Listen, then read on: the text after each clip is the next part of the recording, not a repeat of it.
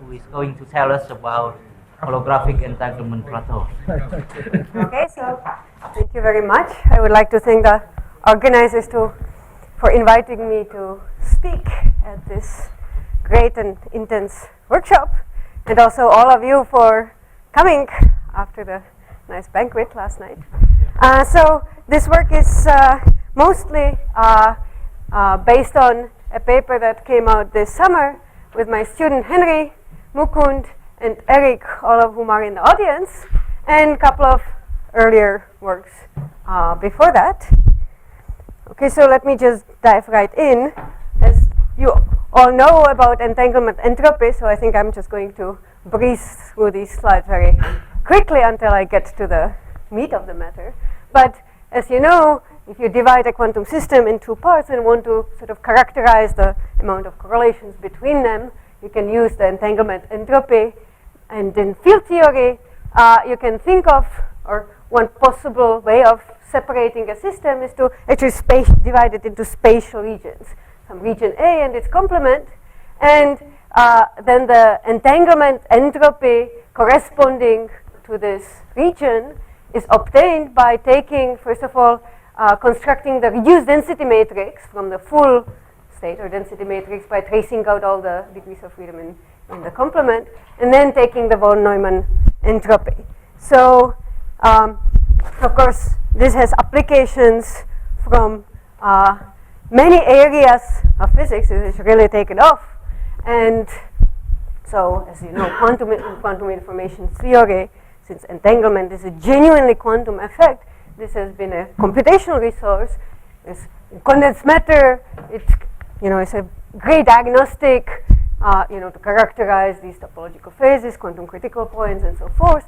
And even lately in quantum gravity, this has come sort of into quite a bit of prominence.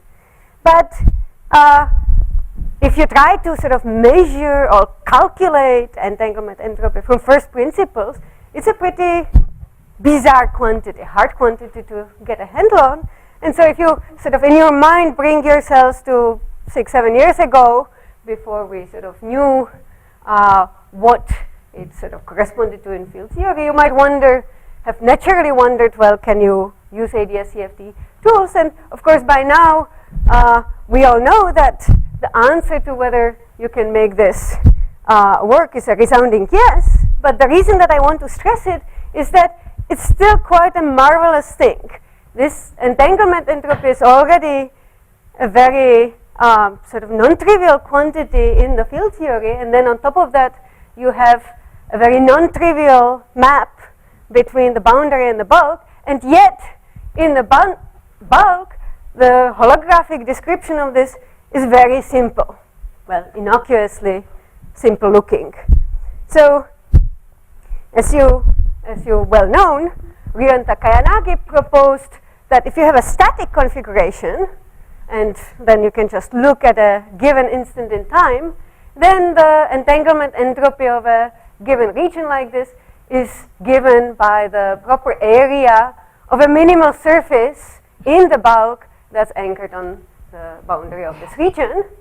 And this is great, but of course, ultimately we have to face up to the fact that we live in Lorentzian space-time. There is a genuine time direction. And in time-dependent situations, certainly this prescription is not meaningful. For one, in Lorentzian geometry, minimal area isn't well defined because you can always decrease it by sort of wiggling the surface in the time direction. But also, if you try to say, well, constant time surface can still be space-like, well, constant time surface doesn't have any meaning unless time is something that's geometrical. If you have a static configuration, then you can specify it by these orbits of the Killing field. That's a geometrical notion, but in general, there is no preferred slicing of the bulk. So you have to covariantize this prescription. And very soon after Ryo and Takayanagi's proposal, Mukund, Tadashi, and I had sort of proposed that the covariantization is simply to promote a minimal surface on a constant time slice into just an extremal surface in the full bulk. And you can also think of that extremal surface as the surface which has zero null expansions So if you take the surface, you shine light perpendicularly out of it, both in and outward, and look at the area spanned by the wavefronts of the light, that area doesn't change along the wavefront. So that's the zero expansion. So this is actually equivalent description. It's reminiscent of this light sheet construction by Raphael Busso. And much more recently, Aaron Wall also used a different way of thinking about this extremal surface by this construction where you can sort of, which is much more akin to the spirit of this. You take some space-like slice, you find the minimal area on it, minimal area surface on it, and then you extremize that over all possible slices. Okay, so just to review what's on the, well, I should say one more thing. So by now there's quite a mounting evidence for this holographic entanglement entropy prescriptions. And, well, of course, the first thing that people noticed was that, well, although both quantities, the area of a surface that goes up to ADS boundary and entanglement entropy in field theory are divergent quantities, but the leading divergences are just given by the surface area of that boundary region. That matches nicely. In fact, it matches nicely, all the way down.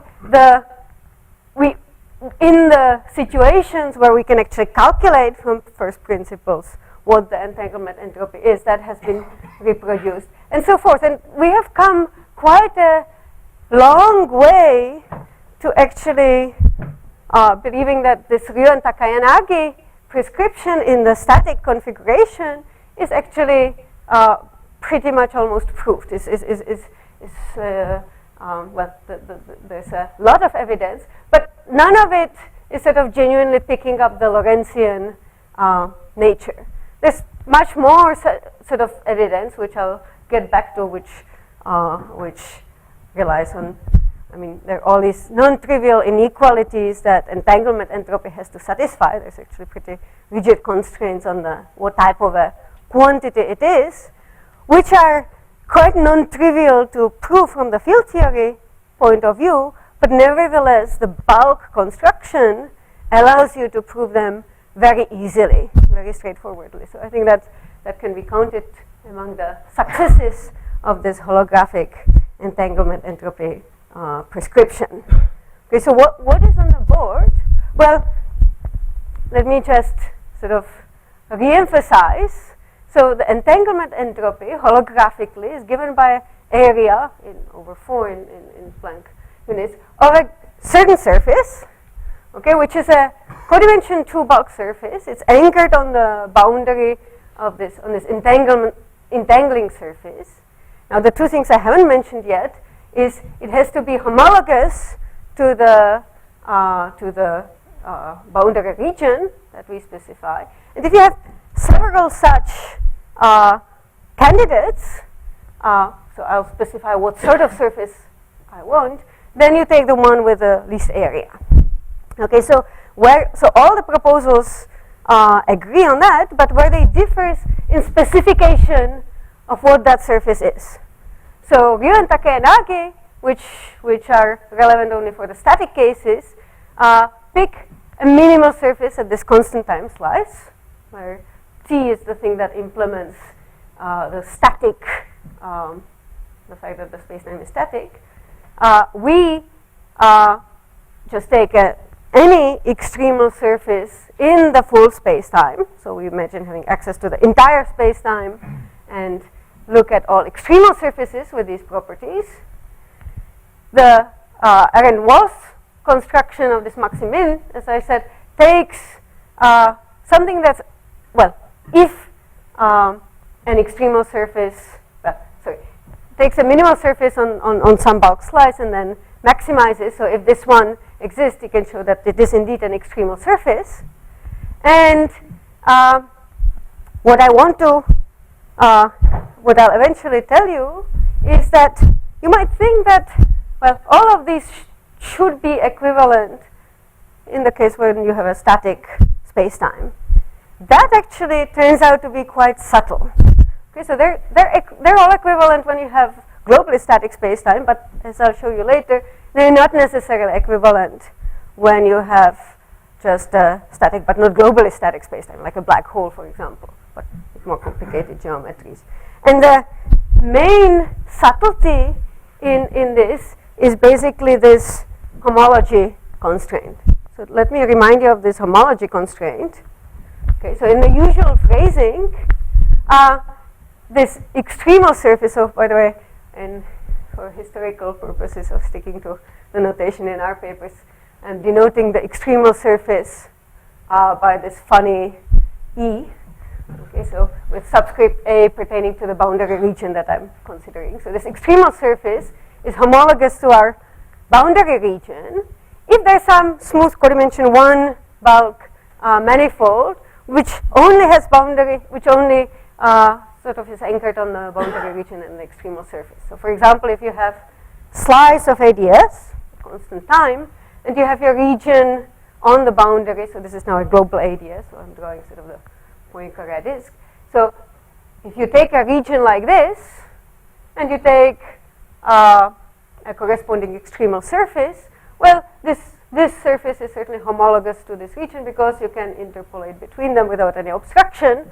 So there is this manifold that has only these two surfaces, this and this, as the boundary.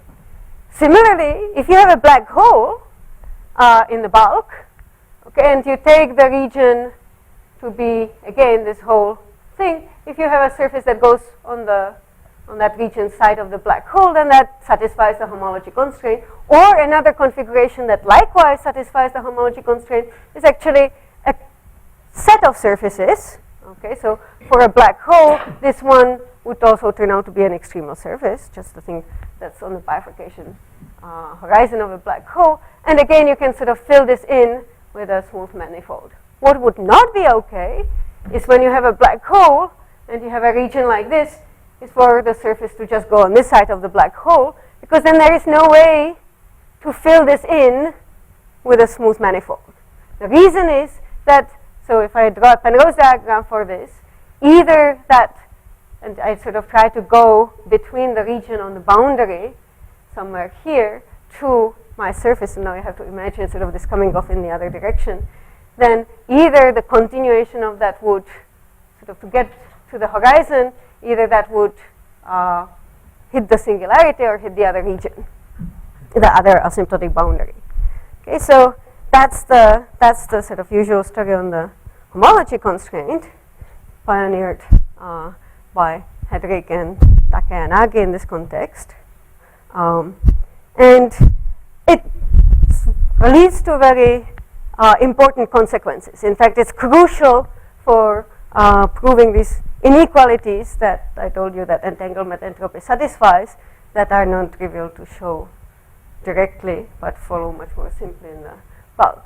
So just to develop the sort of notation, let me consider the system in a state, or it can be a density matrix, which are labeled by rho sub sigma, where sigma I'm imagining to be some slice of the full boundary space-time, some Cauchy slice of the boundary space-time, and I partition that space into two subsystems, some region A and its complement, and then the entanglement entropy of the various regions satisfies this set of inequalities.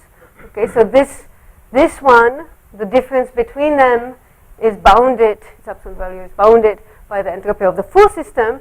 That's what's known as the Arec-Philippe inequality. And similarly, if you take the sum of the entropy for the region and the complement, that provides an upper bound. If you partition the system into more regions, like 3 regions, then you can talk about much more refined inequalities, like strong subadditivity and so forth. But I won't go to those further complications. I'll just stick with this simple thing. So if the system is in a pure state, now that means that these guys have to be equal. The entropy of a region and its complement necessarily have to agree. And so this difference between them, which I'll be working with, so I gave it a new notation, just delta S, that has to be 0.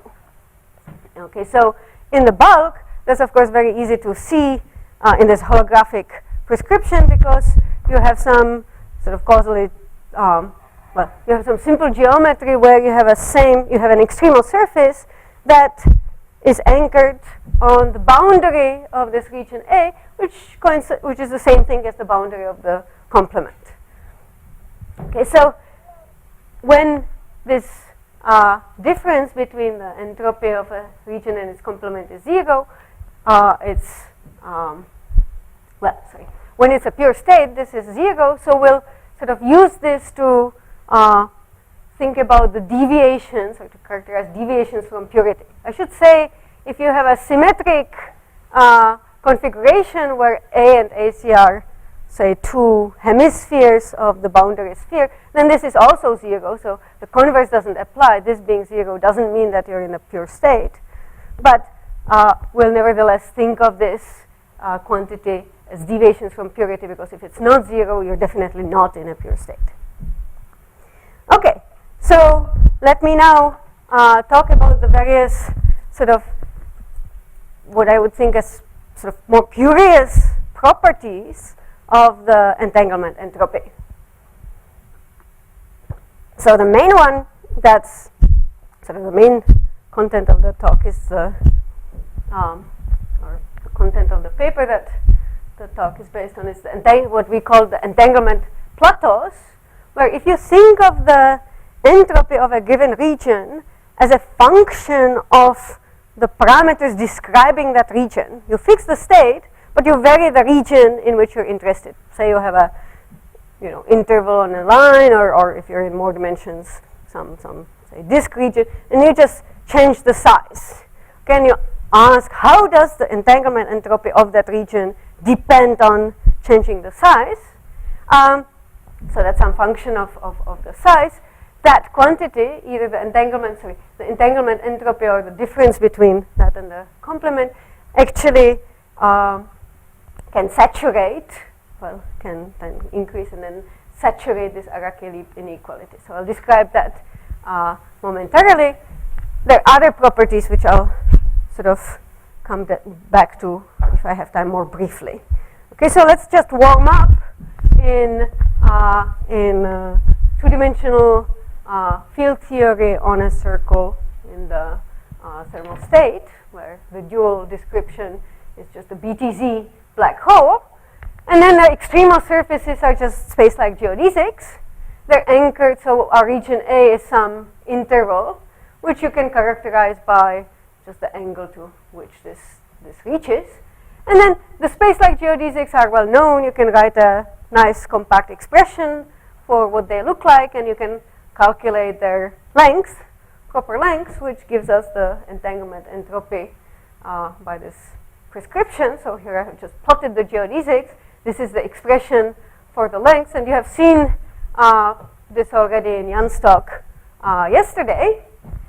And if this was the expression for the entanglement entropy, no matter what this angle is, going all the way from 0 to pi, then what you would find is that actually you would violate this Araki-Leib inequality. In particular, the difference between the entanglement entropy of a region and its complement would then diverge logarithmically as you take this angle, as you take this region to be very large or very small. Okay, so and what's going on? What's going on is that, in fact, there's another configuration that starts having smaller area or length, which is the set of the extremal surface for the complement region and the bifurcation surface around the black hole. So here I have sketched it at the point where the areas are the same. So this surface, this purple surface, has the same area as the set of two surfaces, one which is homologous to this complement region and one which is around the black hole. So if this region A is any smaller, then the surfaces which dominate are indeed disconnected geodesics, whereas if it's larger, if you take this to be going, say, further all the way up to here, then the thing that's appropriate for calculating the entropy is the minimal extremal surface corresponding to this complement region plus the same black hole horizon. if you have smaller black holes, of course, this transition happens at some other point. You can actually write very easily what's the expression, where this switch happens. But the main point is that after this switch, if this region is bigger than this characteristic size, so some finite region in the parameter space, the entanglement entropy of the region is given by entanglement entropy of the complement plus just the total entropy, which is the black hole area. Okay, no independently then of what the size is. So if I calculate my delta S, it actually is given precisely by the total entropy, so it saturates this Araki-Leap inequality. Okay, so that was the story in 3 dimensions, bulk 3 dimensions. You can do the same calculations in higher dimensions. You again have, now you have surfaces, not geodesics that you calculate. And if you take the Schwarzschild ADS black hole background and calculate surfaces that are anchored, let's for simplicity take the boundary region A to be sort of a disk, or then it's easy to do this calculation of what the surfaces are, what the areas are, where the connected one becomes of larger area than the set of the disconnected ones, and you find that once again Araki-Leap inequality is saturated at some finite point in the parameter space, in the space of the size of our boundary region. So here I have plotted this difference in the entropy over the total entropy, remember that's just the black hole area, as a function of the sort of volume of the region relative to the volume of the full space. I'm still working on the global ADS, so the boundary is just a sphere, so I take some disk on the sphere, and this is the ratio of that, how big that disk is compared to the full sphere. So if so you can think of this maybe it's flip symmetric around this ratio being half. If the region is something that's sort of intermediate, reaching around the hemisphere, then, well, if it's precise hemisphere, then of course by symmetry this is 0. As it goes away from being a hemisphere, it's something different, but at some finite point, again depending on the black hole size, it saturates. Okay, so we call this a plateau, and therefore we call the full phenomena as entanglement plateaus. Okay, now. I'm trying to yeah. look at you whether I really understand it. But so I guess right in the field theory it really means, right, there is a thermal Debye length beyond which, or the Boyle length beyond which the system is really very classical. And when you increase the entanglement area, there's a point where you really hit the final temperature physics, and then you're supposed to find the thermal entropy. Is that correct? Not quite. So the scale of the temperature is set by the scale of the black hole. So I would more think of this as sort of sampling close to the size of the full system. Okay, but we can talk about how this scales with the entanglement entropy in a purely classical system, right? It's like the thermal entropy. I mean, it tells us a volume and all of that. Yeah. So you would also need to take the high temperature limit for. But let's get back to that in a.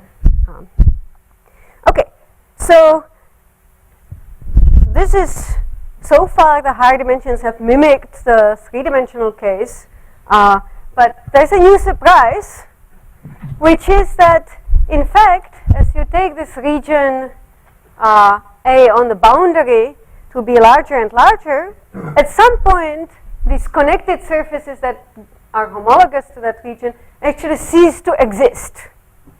Okay, and in 3 dimensions we had these geodesics that go around the black hole no matter where you put the endpoints.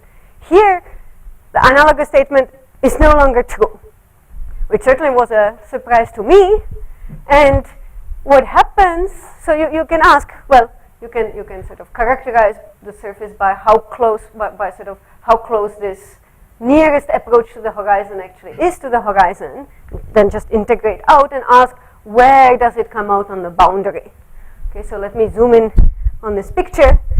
So what's happening is as you bring the surface closer, so this red bit is surface is some distance and it comes out somewhere, as you bring this closer to the horizon, which is hard to see on this because everything is happening very close to the horizon, but to take my word for it, if you take it slightly closer, then you get this yellow surface. If you take it closer still, you get this green surface. But then when you deform this even closer, you no longer get an endpoint that would be further, but rather that endpoint starts receding back again. So you get this blue surface, so it reaches further along the black hole here, but then actually goes out and comes out to the boundary later. And as you keep taking this point closer, the neg here, the surface goes closer and closer to this point and hugs the black hole more and more, but its endpoint sort of recedes back up.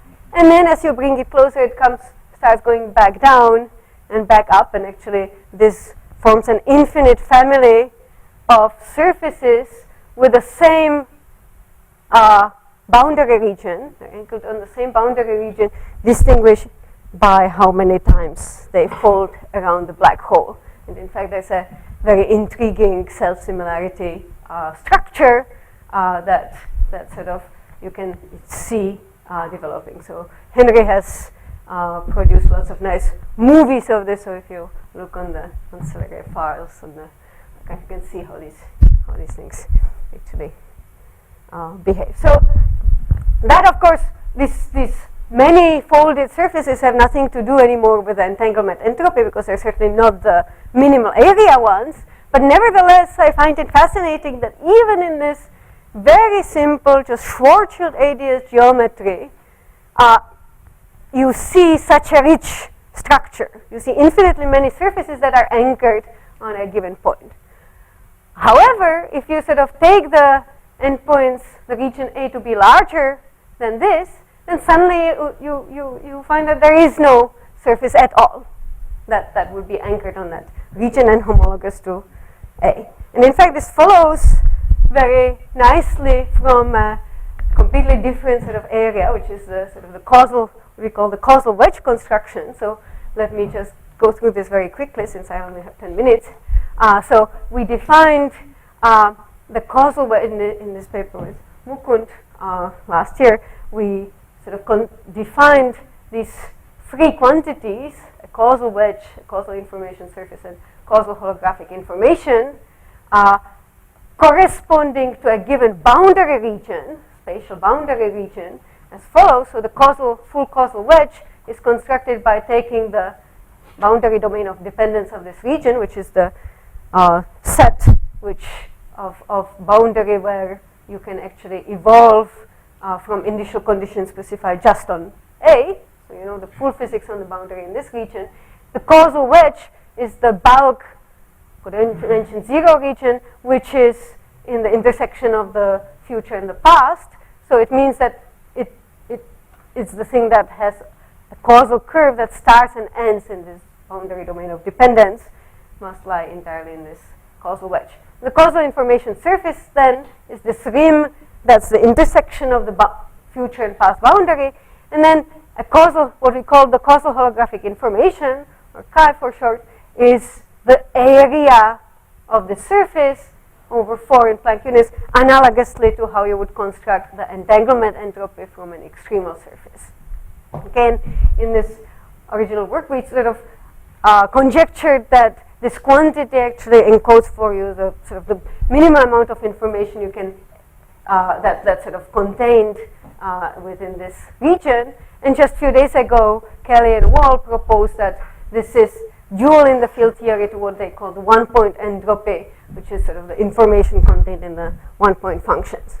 So the curious properties that will be useful for my study, first of all, for special cases, this causal information surface, this guy, and the extremal surface actually coincides.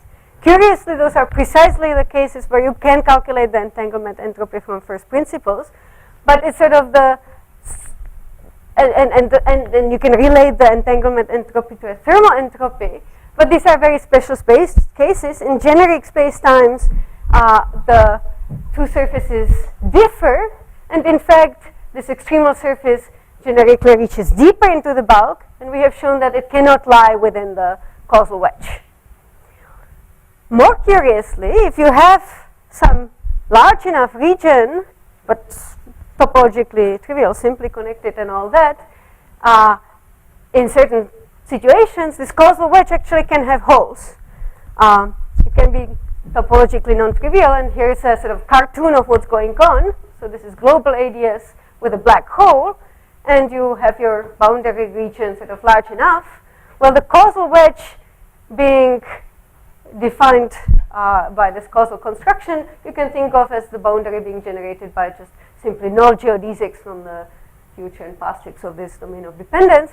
And in higher dimensions, where the effects of the black hole sort of fall off, if you're far away from the black hole, it looks like in pure ADS, so the causal wedge far from the black hole looks like in pure ADS, but at the same time it's clear that nothing inside the black hole can causally communicate out to the boundary, so the black hole itself and the region near it is excluded from the causal wedge. Okay, so this illustrates an example where you have this non-trivial structure, and this causal information surface actually is composed of two parts. This, by the way, doesn't happen in 3 dimensions, where gravity falls off too slowly, so no matter how small you take the black hole, this thing never closes. And in fact, this is one of these cases where the extremal surface and the causal information surface actually coincide, and in this Eddington coordinate plot, it would look like this.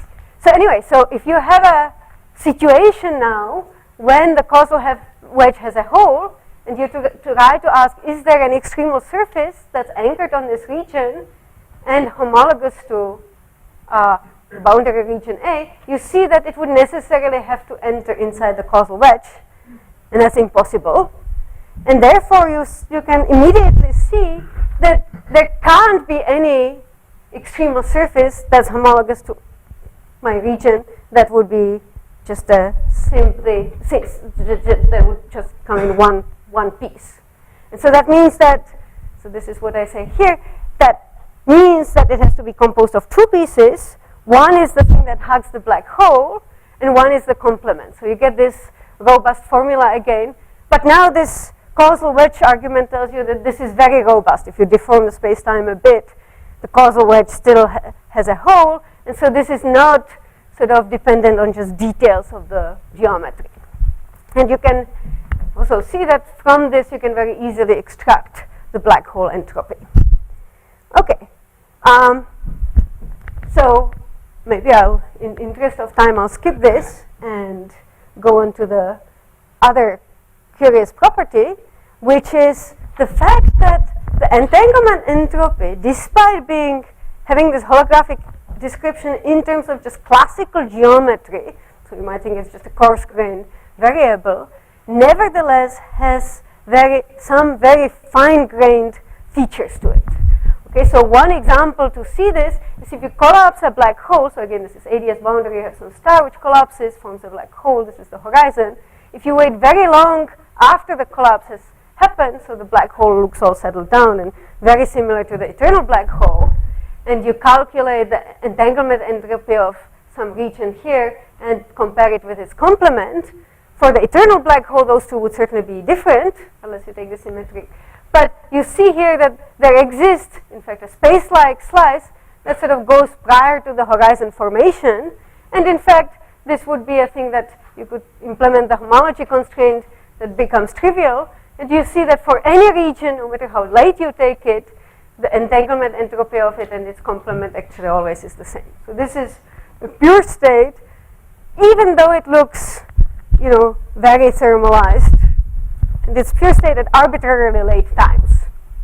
Okay, so entanglement entropy is very sensitive to this quite fine-grained information, which otherwise you would have to diagnose in much more complicated fashion.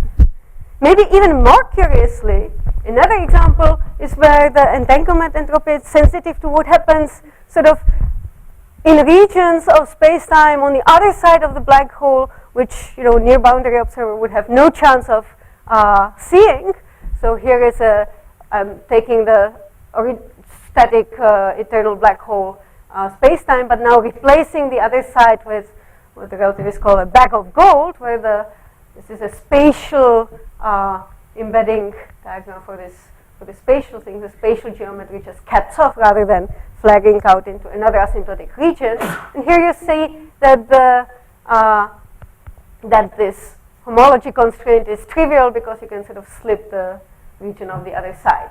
And so again, the entanglement entropy of a region and its complement is always the same, despite the fact that you have this future and past horizon and it looks exactly like an eternal black hole. Okay, in fact, this raises a puzzle. Here is an example where the Ryo-Takayanagi and our covariantized version don't agree with each other, because Ryo and Takayanagi would have told you that the entropy has this black hole piece in it, whereas we see that it doesn't. Okay, so one can ask if these two prescriptions differ, which one is the correct, or should they be the same? And you can, well, in terms of asking about this one should sort of ask what does one mean by constant time slice? And the more important question, well, especially for this, is how do you specify this homology constraint? So in fact, on other experiments, I'm running out of time, so I'll be very brief, but there's space-times like this Reisner from ADS, charged black hole in ADS, which would tell you that if you don't impose any further restrictions of what you mean by this homology constraint, you would reach a contradiction. So here is, well, let me not, in the interest of time, go into this. You can ask me about it later. But basically, the upshot is that we need some further specification of the homology constraint. Otherwise, you could get contradiction by having, for example, being led to take inner horizon rather than the outer horizon and getting different results. Okay, so also we have seen this partially, but again, I'll just breeze through this.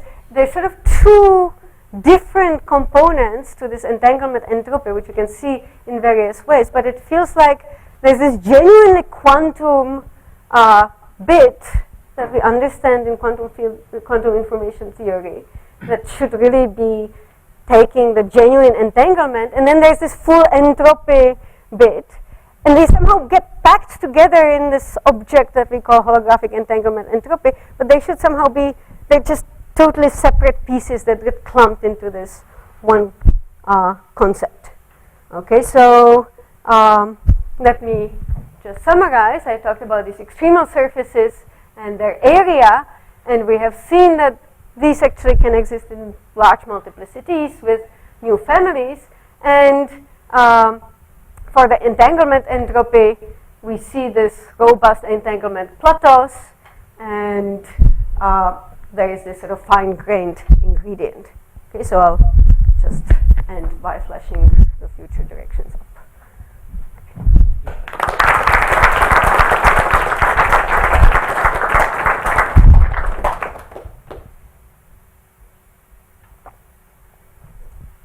Can you explain again in this bag of gold example what is the situation? So you mean this, in this case the state is a pure state even though there is a horizon? Indeed. So the even though, so just to restate, so if you take A to be large like this, so Ryo and Takayanagi would have just seen a constant D-slice ends here, or Euclidean continuation. You would just see the cigar cap of here. So this is all of the space you have, and you would then be forced to take the entanglement entropy as being that of the complement plus the black hole entropy. But because now this homology constraint just knows about the full space-time, you can take this off. So secretly, there is no, this is not a thermal state. It doesn't have, it doesn't have this other boundary that you could entangle with. And so, in fact, it is a pure state, despite the fact that it has a horizon. So maybe the more appropriate thing for thinking about the genuinely mixed state is having another boundary where you could genuinely have some other CFT to entangle with. But yeah, so Same question as to the Reise-Nordstrom. Can you tell a bit more about the Reise-Nordstrom thing? so Reise-Nordstrom. So what have I shown here? So this is the ADS boundary. There's the usual horizon, that's the other ADS boundary. And Schwarzschild ADS would have a singularity like this. Now when you throw in some charge, you develop inner horizon and the singularity becomes time-like. Okay, so this is the Penrose diagram for the space-time. If I take my region to be, again, I'm imagining more than, large enough region that covers more than the hemisphere, then, so this is sort of analogous to a plot like this. There was my region, the extremal surface stretched some ways in, so that's a radial plot. And now I want to ask, what is the surface, this manifold that sort of interpolates between my region A and the extremal surface? Is it sufficient? Where can it, what other components of this extremal surface do I need in order to satisfy this homology constraint?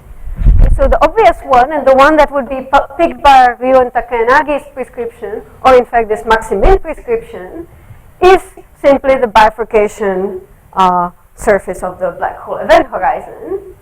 But if I allow myself, as in our covariantized version, to just consider any extremal surface in the full space-time and then pick the one that has the least area that satisfies the homology constraint, I find that, well, this is an extremal surface, but this is also an extremal surface. And because it's the inner horizon rather than the outer horizon, its area is smaller.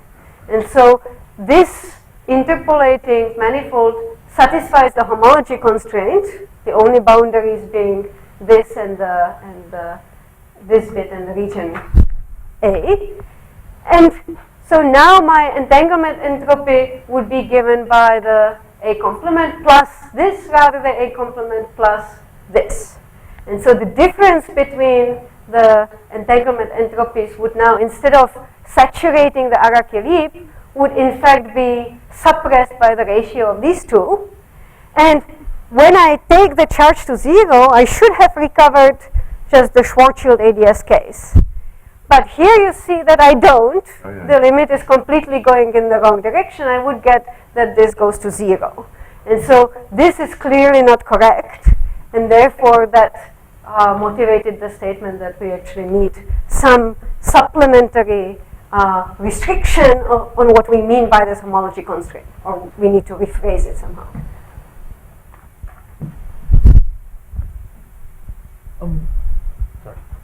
From the quantum information side, do you know what it means about the state for the Araki leaf inequality to be saturated? So this is a very interesting question, but I think I'll leave, so you might hear more about it in Matt's talk, so maybe we can defer the discussion till after Matt's talk. I'll answer that question. Okay, thank you.